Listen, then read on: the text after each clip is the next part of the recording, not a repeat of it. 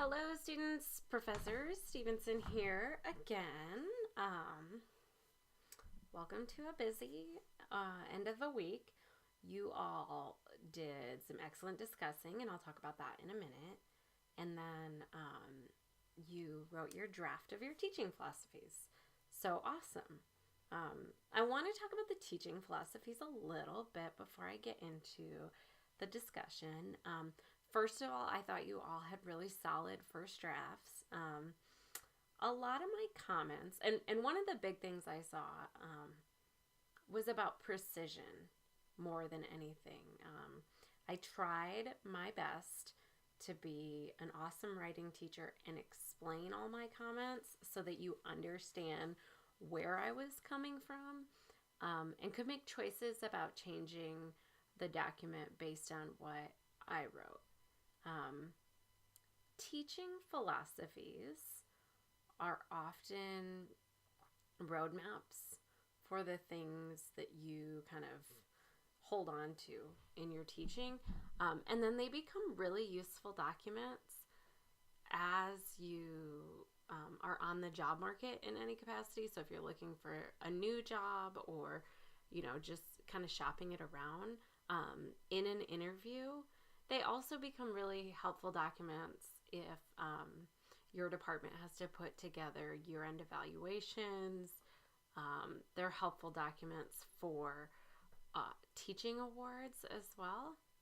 So I'm trying to think of all the capacities that I've ever turned in a teaching philosophy.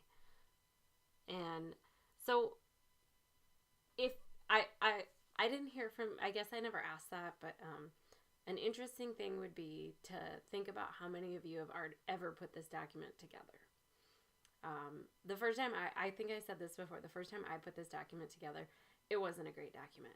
And that's not me saying that you guys all have poor documents.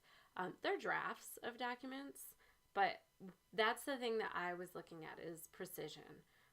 Is that a lot of you were like, maybe said the same thing a couple of different times in a couple of different paragraphs and were a little bit more all over the place. A lot of you didn't have illustrative classroom practices.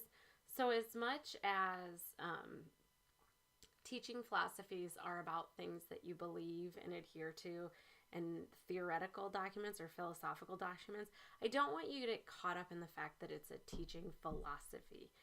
It is a teaching philosophy. That's what they're called. But the document asks you, but a lot of times it's how is the philosophy, how do you interpret or enact the philosophy in your classroom? So I'm gonna pull up a paragraph from my teaching philosophy, which I am acknowledging is not perfect, but it's something.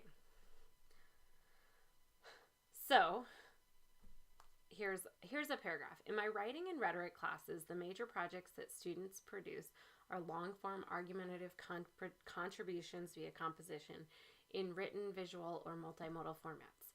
To get students to cogently and persuasively argue a position, I approach these projects through a process-based pedagogy, allowing students to learn from each other. Okay, so that's not the whole paragraph, but I'm starting to articulate the philosophy that I draw from. Hey, writing's a process. So that's something that someone on the other side could recognize, right? Ooh, process-based pedagogy. And then I'm going to talk about how that's illustrated in my class. So moving on, one of my rough draft workshops has students read as many of their peers' papers as they can in one period. They are asked not to write anything on the paper, but rather students are to keep a running tally of the things they liked about the papers they read. After reading these, students reflect on how these papers will inform how their paper will revise. This workshop privileges the power of learning through positive models of writing and scholarship. Okay, so that's one paragraph. Again, it's the theory, it's kind of the theory in action, and then I actually think my concluding sentence in that paragraph is not as strong. Let's read another paragraph. Critical transnational feminist rhetorical analysis guides my assignments, right? what is that? Okay, number one, that's this crazy philosophy. Probably not even a real thing in the whole thing. Like, no one is like, I'm a critical transnational feminist rhetorician. So it's like something that I mashed together myself. So it's not something in terminology that's easily recognizable. So I have to kind of go beyond that.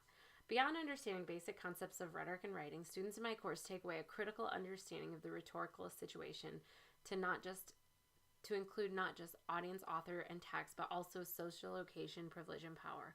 To allow students to practice critical rhetoric, I assign projects where students work in groups to make an advocacy project that voices an underprivileged population's concerns to a powerful organization. Recently, I had a group of Native American students pitch a website geared towards ASU's Greek system that gave examples of how fraternities and sororities could be more inclusive to welcome Native American students. In these projects, students learn real-life applications for social justice and rhetorical concepts by having them engage with a real audience. The knowledge they take from my course has a better chance of transferring to their future public life. So, like, what I'm trying to do in that paragraph is talk about how what I'm trying to do is get students to kind of take on social justice ideas, but not just in some high theoretical way, but really to apply them to what's going on and what they see in their day-to-day life. And so that kind of seeps into there, right? So those are just 2 paragraphs from my teaching philosophy. Again, not meant to be perfect iterations at all, but I think that they illustrate kind of a format of those, is that I'm articulating a philosophy and I'm backing it up with something I do in my classroom. And then when you're articulating a philosophy, it's helpful to be able to pull from something that's already recognizable to your audience. And if it's not recognizable to your audience, explain it a little bit. So I don't actually think in the paragraph that I was talking about critical transnational feminist rhetorical analysis that I explain it well to my audience. It also, maybe I shouldn't use the terminology depending on what audience I'm trying to engage. But explaining that, because that's not easily recognizable. Whereas if you say process pedagogy, I think that the people on the other end, especially writing teachers, really get it. So you don't have to go into like a dissertation about what process pedagogy is. You can just talk about how it translates and is enacted in your classroom. So that was the biggest thing I saw. So again, I don't want you to be discouraged if you saw comments that are like, work on this, I don't understand this on your project. I tried to be as affirming and explanatory as I could in the comments. But after a little while, I get exhausted with that. And that is not your own fault. That's just the nature of the job we do. And so, as writing teachers, right? By like the 30th paper that you're commenting on, you're like, why didn't you get this? So I apologize if anything sounds short. So teaching philosophies are in their final format are due Friday night before midnight. Hopefully, at minimum, you have my feedback. At maximum, you probably have a couple different people's feedback, and then you can incorporate those in there. And again, I want you to definitely think about this is a useful audience document, or a document. I was in a job interview this week, and the format of the job interview is where they ask you 9 wooden questions. And by wooden questions, I mean questions. They're just questions on a sheet. They ask them to all the same interviewees. They're scored. And one of the questions was about my teaching philosophy. And one of the easiest things for me is that I can memorize that and I can bring that into the job interview. Unfortunately, that's not how I did it. I completely forgot it and I talked about something completely different, which speaks to the idea that if we wrote our entire teaching philosophy, they would be like 40 pages long. So, even though you may stand behind 20 concepts of teaching that you want to illustrate, I would stick to a couple that you can really explain in the teaching philosophy. But that document, like I said, when you write it, think about writing it for an audience. Think about writing it for a fellow teacher. Think about writing it for someone in an interview. And then the thing that I'll challenge you is that after this class is over, I want you to every year, if it's not part of your professional practice, like maybe your school doesn't require this, and I understand it, some of them don't, but if your school does, that's great. If they don't require this, go back to that document and update it. If I can find it, and I don't know if I can find it, I will look for my first teaching philosophy. That was written before I ever started teaching, and then I will give you my most recent, which is still a work in progress in and of itself. I will give you both of those and say, see, look at how this document has really gone far in my eyes. So anyway, I believe in you all. The final thing I'll say is that I really do think it's helpful to imagine an audience on the other end that's not me. Imagine your principal or your colleague teacher or somebody on the other end of a job interview. I think that's really helpful. Somebody says, "What is your teaching philosophy?" And I think that question really does scare me, even though I'm here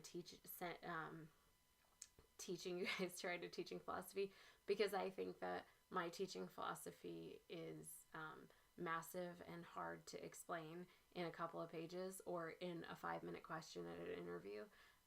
So that's difficult. But that practice, like the writing of that document and answering those interviews questions, really helps me kind of dwindle that down. So, awesome. This is my last sell for the teaching philosophy. But I'm excited to see where you guys end up on those. So again, due this Friday before midnight. So let's talk about week 10. I think we're on week 10. Dana, you are totally fine with the order of your reading. I think that sometimes ending with the hardest one is totally, I think that's what you did. I think you ended with Berlin because he was really difficult.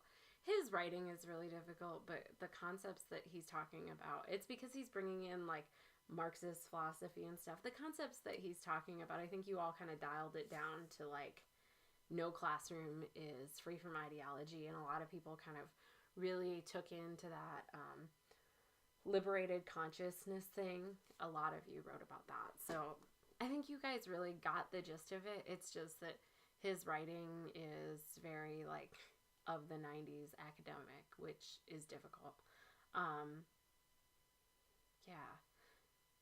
A couple of introductions is that we are kind of shifting from theory to practice. If you notice, I think I've said it before, is that I think of the first half of this class as theory, and I think of the second half of this class as practice. And that's insofar as much as we can actually separate theory and practice, which I don't think we can. I think theory and practice go hand in hand, and they emerge kind of in and out of each other. So we get theory from practice, and then we practice from theory, but then that's how theory gets refined. So, but that's where I think we might read the last chapters that we're going to read in Guide to Composition Pedagogies this week, so in week 11. But beyond that, we're moving on to naming what we know. And as a brief introduction, naming what we know is perhaps the newest, shiniest thing in our field. I take some issues with it, and you'll hear that over the next week. I don't think it's bad. I think that they're responding to a really administrative call for composition, college composition, and they're calling for sort of composition in the age of austerity when local governments are cutting higher education funding. Composition departments have to say, this is why we matter. And it has to go beyond just, like, we teach you how to write, right? They have to really kind of make their case for why they matter. And I think there's an emerging group, or was an emerging group, and has now become a pretty dominant group in the field of composition, who for the longest time said, well, how do we measure what students get out of this class? And how can we talk about to other people what students get out of this class besides just like they learn how to write? Because that's a really abstract, I mean, it is and it isn't an abstract concept. And so a group of scholars got together and started looking at, there's a whole series of literature, probably closer into sociology and then some in education, of transfer theory. How does knowledge transfer? And how do we specifically transfer knowledge? How do we learn new knowledge? What do we do with old knowledge? So there's a couple of books. Teaching for Transfer is that's actually the one I can remember off the top of my head without looking it up. But Teaching for Transfer is one of them, and it kind of, one of the things that they have is a really rich review of literature that really gets into the weeds about transfer research. But what you need to know, unless you're writing an annotated bibliography about this, is that naming what we know comes at a time in our field. We are, I think this is 2015, maybe it's 2012. I can't remember the exact date right now. But it comes after the recession. And I think it comes because a lot of people in writing studies and rhetoric and composition have either had to butt up against an administrator who said, why do you guys matter? What do you do? Right? Math, you could argue, especially from an administrator standpoint, like, we know what we're worth, but how do we articulate to the university, and especially some universities that might be a little bit more hesitant on the composition stuff. One of the arguments against composition in the universities is that, like, if I'm a psychology major, then why not have my psychology professors teach me writing? I need to know how to write like a psychologist, not just how to write. And, the argument against that is that psychologists, some of them are not writing experts, and that we are, and we're the ones. But beyond that, administrators, especially ones, so I think what this speaks to is that a growing concern in our field that we need to be able to express very clearly and articulately what we do to administrators. And I think the book actually is great for that. And so that's kind of the trend in naming what we know. Where I take some issue is that we have the argument that we teach writing, and writing transfers in this way. And here are some core threshold concepts. Obviously, they explain that this is bigger and deeper, and you couldn't just teach threshold concepts. But one of my concerns is that an administrator would get a hold of this and say, teach these threshold concepts, right? Is that it's not about the knowledge and the depth that they have constructed. It's what happens to a book like this when it gets in the hand of a non-composition specialist administrator. Beyond that, they basically surveyed 45 people in our field, and that got whittled down to 29. There's a lot of voices missing here. Last time I went to Four Cs, which was in 2017, I sat in a panel where like 5 pretty prominent scholars, 2 LGBTQ scholars, 2 scholars that did more like autobiographical and memoir writing, and I forgot, there's 5 of them. I'm missing the other one, but they talked about how their stories and the way that they write are not written in naming what we know, and that, this recenters the field in a way where, again, there's certain dominant voices and there's certain non-dominant voices. So I think that's an actually interesting critique about this book. By only having 29 people kind of be the knowledge center here, it is a problem with a field that's so huge, right? So anyway, that's my intro to naming what we know. But it is like, I think there are good parts to the book, and I think the book's complicated. I really do think that my biggest issue is how the book could be used as a tool negatively against kind of a growing and big and amorphous composition field, especially in a university it gives a tool to an administrator to be like, this is how we're teaching composition. Do it like this. So anyway, without further ado, let's see. Talk about a couple. I want to go through this really quickly because I spent a lot of time talking about writing, the teaching philosophy. So let's see. Anthony and Aaron. Anthony talks about bias-centered lessons as a way to do the liberated consciousness thing of Berlin. Is that by like having lessons where you center a bunch of different people, your students have to like kind of listen to a bunch of people. I think that's really interesting. Aaron talks about the moral and ethics of writing. I think he asks a really interesting question about teaching Stalin and Hitler how to write. I don't have the answer to that question, but I think there's an awareness there that, you know, we have to, and then I actually sent him, if you're interested, in my professional writing class, there's a pretty famous article written by a professional and technical writing scholar about memos written during the Holocaust called The Ethics of Expediency. And I think it really does get to that question because these memos are actually really technically right, but they're actually really ethically wrong. And if you get a chance, read those. Lori talks about, goes from naming what we know and talks about writing assessment. The Blake Scott and Asawa Nui, the quote that she pulls is, assessment shapes relationships and power between teachers, students, and institutions. And Lori talks about embracing pluralism, having multiple assessments, different types of assessment, sensitivity, by helping students learn academic writing while encouraging them to locate and use their voices.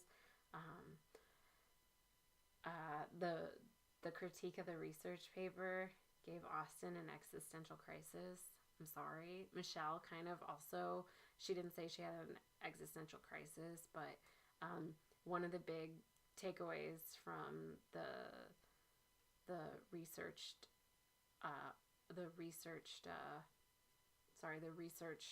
chapter in the Guide to Composition Pedagogies is that the reason why like a big meaty research paper is a bad idea is because plagiarism can be rampant.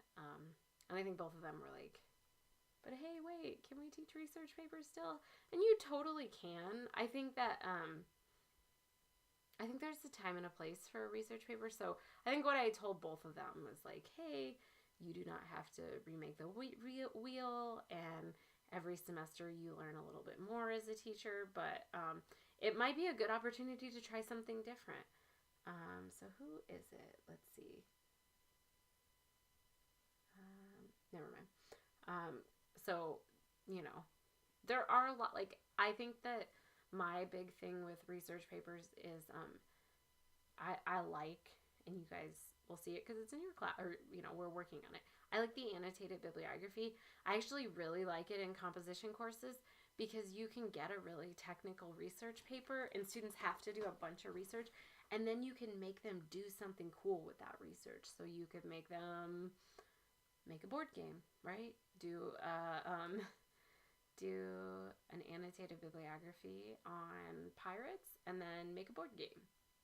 Wow, that's interesting. It's still composition. There's still a lot of writing. Or maybe it's a proposal for a board game. But it's having them do something with that research. That's really difficult to plagiarize, right? So yeah, and a board game might be way too out there. But it could just even be like writing a letter to a senator, right? Is that they do all this research on an issue, and that what they're meant to produce from that research is a viewpoint to a public person, and that's pretty interesting. Andrew says that it's a good point about rigor. The research chapter gets him thinking about rigor and depth in finding and using sources and really building them into the writing, as opposed to just kind of dropping them in there. I think that's a skill. Even I struggle with that sometime, and like I start by dropping a quote in an article that I'm writing, and then over like the fifth draft, like it finally becomes threaded into there. But I think that's a good point, and something to teach is really incorporating research. Christina talks about sort of an administrative issue with her college teaching Comp 1 and Comp 2, and kind of figuring out that the courses have pretty similar outcomes, which is actually pretty common in colleges. Sometimes administrators are like, awesome, let's just get rid of one of those classes. And then obviously the comp people are like, no, we need 2 semesters. Like, we need to like norm these students who have been into multiple crazy educational environments all their life. We need to norm them into 2 classrooms so that we can get them all up to a similar speed in some capacity. But that in her college, like they sat down and kind of tried to separate out the 2 courses, but that a more useful thing might be actually thinking about the different threshold concepts for the different courses. And I thought that's a useful way to think about that. Like I said, I honestly think Naming What We Know is more of an administrator's book than a teacher's book. But it certainly is read like a teacher's book. Aria talks about that in reading concept number 1 of Naming What We Know,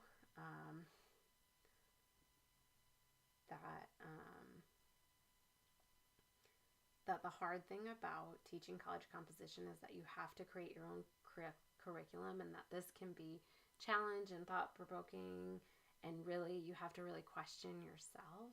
I think that's one of the reasons that Naming What We Know is written, is because there's not a clear center in college composition, and the field wanted to create a center. Like I said, my more cynical idea is that in creating a center, do we get this whole like idea of a normed curriculum? Is this like our version of Common Core? I hope not, and it doesn't seem that there's any evidence that this is the case. I do understand like having to create this curriculum, and not everyone at every university has to do this, but a lot of college composition instructors do. But that you really have to think about the curriculum yourself, and what you want to teach and what you want to know and how it matches with the outcomes, so you're given a little bit of a map. Allie talked about the idea of mastery in secondary ed versus like how it's talked about in Naming What We Know as threshold concepts and knowledge transfer. Yeah, so that's definitely really interesting. One of the interesting things about knowledge transfer that compositionists who study talk about is that, and I actually think that this is pretty true to Speed, is that a student's in your course when they're 18 is that there's like a whole complicated process of knowledge transfer that the stuff that they're learning in your class at 18 probably doesn't seep into their practices in their mind, and not everything will until they're about 23. So until about a year or so, maybe a little less than after they graduate from the college, which sounds wild, right? But it's because, in dealing with concepts and trying to work them out and practice them, it becomes really hard. But I don't know if you've ever done that. Like 5 years after you're in a class, you're like, I really get that now. And that's crazy, but that's one of the things that knowledge transfer talks about. And it also talks about having to like re-see the information a bunch of times and see it in different contexts and having your brain kind of wrap your head around it. So when Christina was talking about in Comp 1 and Comp 2 having pretty similar curriculum, one of the colleges that I've taught at in the past, they decided that they are encouraging Comp 1 and Comp 2 instructors to teach the same exact paper. Not same exact, but it's rhetorical analysis, annotated bibliography, public argument. Obviously, you could do the rhetorical, and you could ask your students to do the rhetorical analysis of a lot of different things. You could ask them to do an annotated bibliography on a lot of different things. A public argument could be a lot of different things. But their thinking is that the more that students have exposure to this stuff, the better they're going to be. So that by the time they get out of Comp 2, they're actually awesome at it. Okay. So Amy talks about the thresholds, the threshold concepts, and she actually translates that to some of her students' lives too.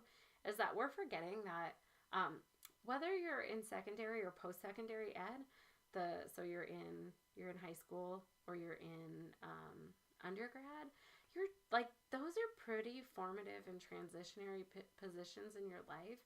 And she talks about having students journal and blog those, even though like they're also transformative times, and there are threshold concepts happening in learning, like paralleling those with the lives and like bridging students into like these transitions. I think that parallel is really cool.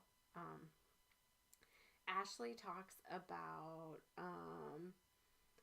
that when she helps students understand certain concepts or rule in English, that she plans to use this as a strategy to help students engage in the subject by first learning where they come from and starting at some common reference points at which they understand.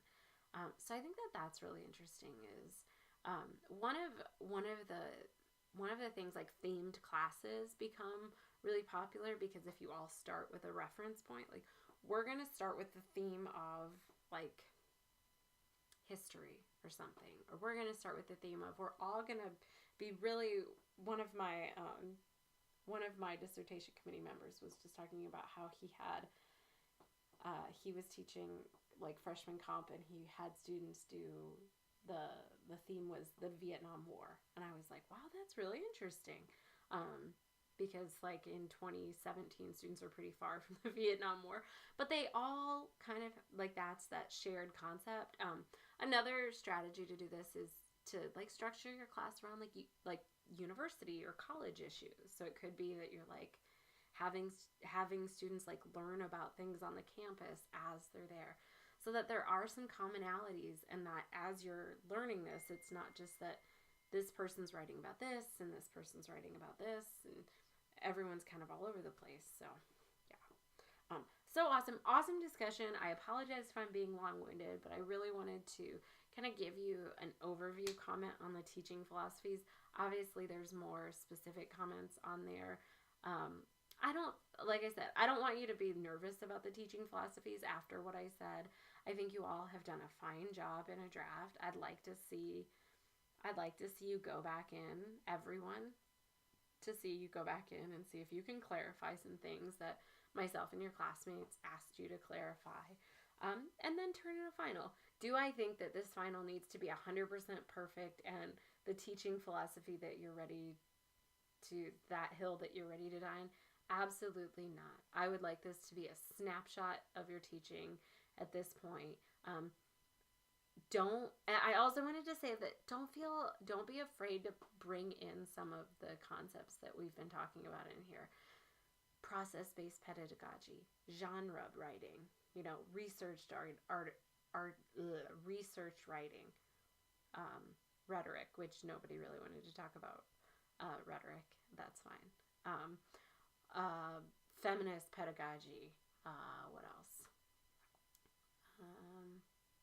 Social epistemic rhetoric, right? Don't be afraid to pull some of the stuff that we're doing in the terminology and discuss how you enact that in your class. It might be that it's something that's a little bit more theoretical at this point and you have an idea for an assignment.